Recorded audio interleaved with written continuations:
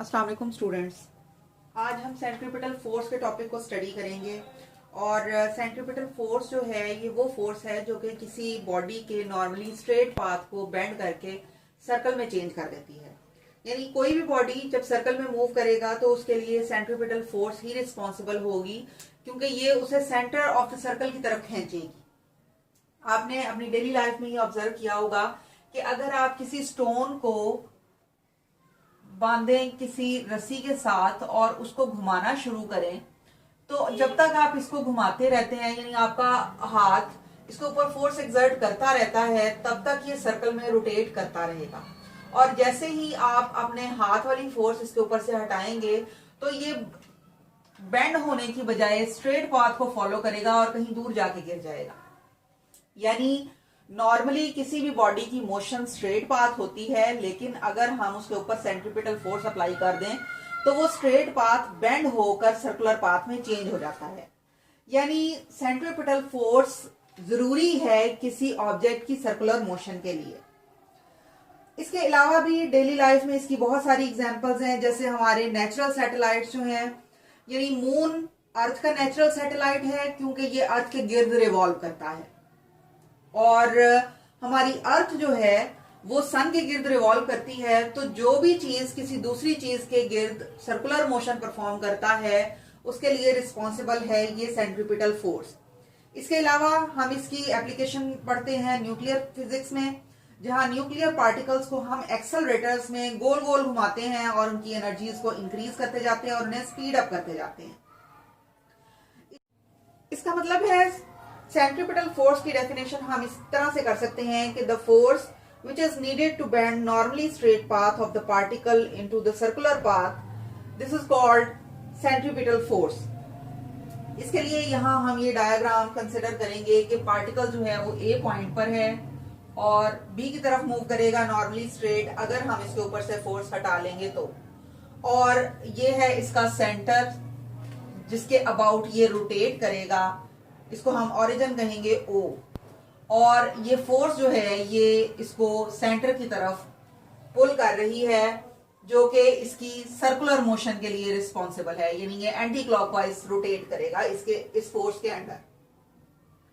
अब चूंकि ये सर्कुलर पाथ पे मूव कर रहा है, तो सर्कुलर पाथ पे मूव करते हुए बॉडी की जो लीनियर वेलोसिटी होती है वो अलोंग दी टेंजेंट होती है, यानी ए बी के अलोंग इसकी लीनियर वेलोसिटी होगी।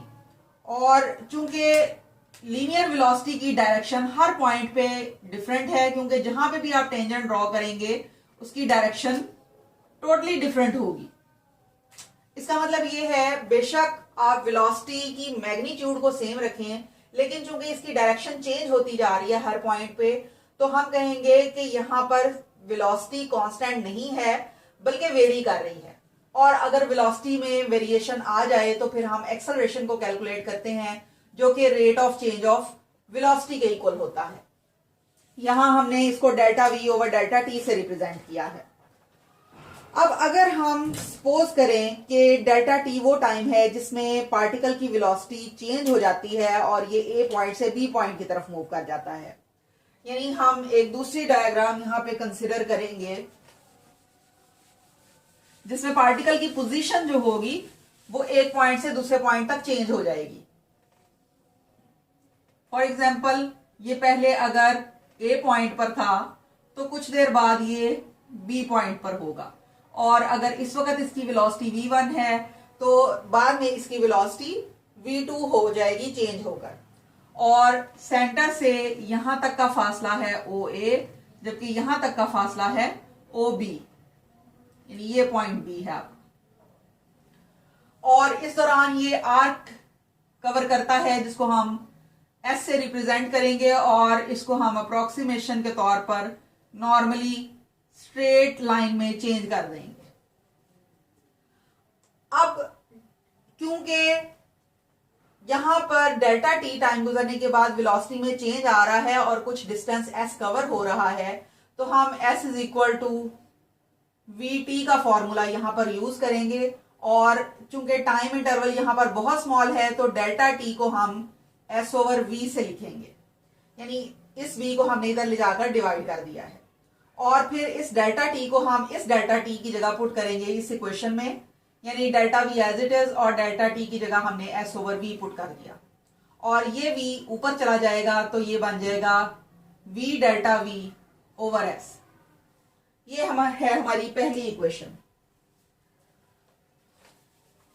उसके बाद हमने ये देखना है कि एक और ट्रायंगल हम यहां ड्रॉ करेंगे इन वेलोसिटीज को मिलाकर, यानी हम ये V1 ड्रॉ कर रहे हैं और इसके साथ टेल मिलाकर हम ये V2 ड्रॉ कर रहे हैं, सेम इस तरह से कि इनकी डायरेक्शंस चेंज नहीं होंगी।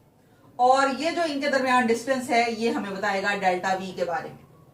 सपोज ये हम V1 Q से रिप्रेजेंट कर रहे हैं और V2 हम PR से रिप्रेजेंट कर रहे हैं। तो ये ट्रायंगल जो PQR बन रही है और यहां पर जो ट्रायंगल OAB बन रही है, ये दोनों ट्रायंगल्स इक्विवेलेंट हैं, यानी PQR triangle is equal to triangle OAB। अब ये इक्वल किस तरह से होंगी कि PQ जो है वो चूंकि यहां पे इसके इक्वल है और हमने देखा है कि रेडियस जो होता है वो हमेशा टेंजेंट के ऊपर परपेंडिकुलर होता है। इसका मतलब है OA परपेंडिकुलर है V1 पर और OB परपेंडिकुलर है V2 पर। इसी तरह से AOB और एंगल QPR, यानी इस P के ऊपर बनने वाला एंगल और इस O पॉइंट के ऊपर बनने वाला एंगल AOB और QPR, ये दोनों एंगल्स सेम होंगे। इसका मतलब है कि ट्रायंगल सेम है क्योंकि इसमें एंगल्स भी सेम हैं और लेंथ्स भी सेम हैं। तो हम V1 और V2 को इक्वल होने की वजह से 1 2 के साथ नहीं लिखेंगे, सिंपल V के साथ लिखेंगे। और OA जो है वो इक्वल है OB के। दोनों ट्रायंगल्स इक्वल हो गई, यानी आइसोसेलेस ट्रायंगल्स हैं। और आइसोसेलेस ट्रायंगल्स में अगर हम दोनों में tan ऑफ थीटा फाइंड करें, PQR में जब tan ऑफ थीटा फाइंड करेंगे तो यहां पर हमने इसको बेस लिया है और इसको हमने परपेंडिकुलर लिया है। तो परपेंडिकुलर ओवर बेस हमारे पास tan ऑफ थीटा होता है। यहां पे भी यही इक्वेशन है। परपेंडिकुलर हम लिख रहे हैं डेल्टा V से और बेस लिख रहे हैं V से, यानी V1 से लिख रहे हैं और फिर V1 हम कह रहे हैं कि वो V के इक्वल है, इसलिए यहां पे हमने V1 की बजाय सिंपल V का यूज किया है। दूसरी जो ट्रायंगल है उसमें हम ये परपेंडिकुलर ले रहे हैं और ये बेस ले रहे हैं। तो AB ओवर OA ये हमारे पास इस ट्रायंगल में आ रहा है tan ऑफ थीटा। और फिर चूंकि ये रेडियस ऑफ सर्कल के इक्वल है OA और AB S के इक्वल है, तो ये S ओवर R के इक्वल हमारे पास आ जाएगा। अब हम सिर्फ दरमियान वाली कंडीशंस को स्किप करके रिजल्ट्स को यूज करेंगे, यानी हमारे पास एंड रिजल्ट ये आया है कि डेल्टा V ओवर V जो है वो हमारे पास S ओवर R के इक्वल है। और यहां से अगर हम डेल्टा V को निकालेंगे तो ये S into V over R होगा। और फिर अगर हम ये A वाली इक्वेशन में इसको पुट कर दें तो इस डेल्टा V की जगह S into V over R हमने पुट किया और डिवाइड किया इसको S के साथ।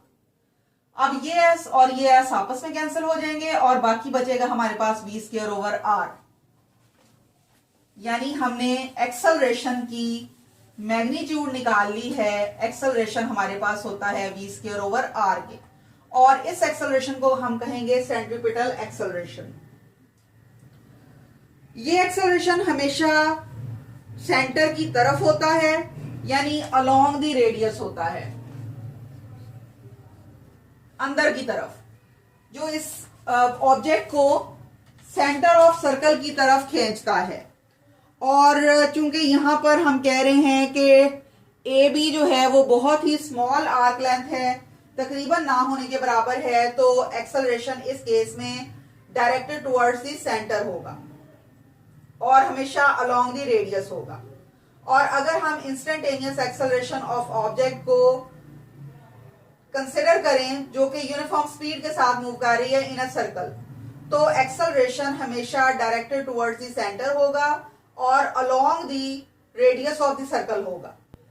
अब क्योंकि हम कह रहे हैं कि ये बॉडी जो है ये मोशन में है, तो F is equal to ma का लॉ इसके ऊपर अप्लाई होगा। यहां पर फोर्स है सेंट्रीपिटल फोर्स और एक्सेलरेशन है सेंट्रीपिटल एक्सेलरेशन, जबकि मास ड्यूरिंग मोशन कांस्टेंट रहेगी। और चूंकि सेंट्रीपिटल एक्सेलरेशन की वैल्यू हमने निकाली है v स्क्वायर ओवर r, तो ये सेंट्रीपिटल फोर्स इक्वल होगी mv स्क्वायर ओवर r के। और चूंकि v का रिलेशन हमने पढ़ा है, जब हम इसको एंगुलर वेलोसिटी के साथ रिप्रेजेंट करेंगे तो v इक्वल होती है r ओमेगा के। और अगर इस v को हम यहां पुट करें इस इक्वेशन में, तो ये हमारे पास इक्वेशन बन जाएगी r square omega square over r, और r इसके स्क्वायर के साथ कैंसिल हो जाएगा, यानी mr omega square is also equal to centripetal force. यानी हमारे पास सेंट्रीपिटल फोर्स के लिए ये दो इक्वेशंस हैं जिनके जरिए हम सेंट्रीपिटल फोर्स को कैलकुलेट कर सकते हैं।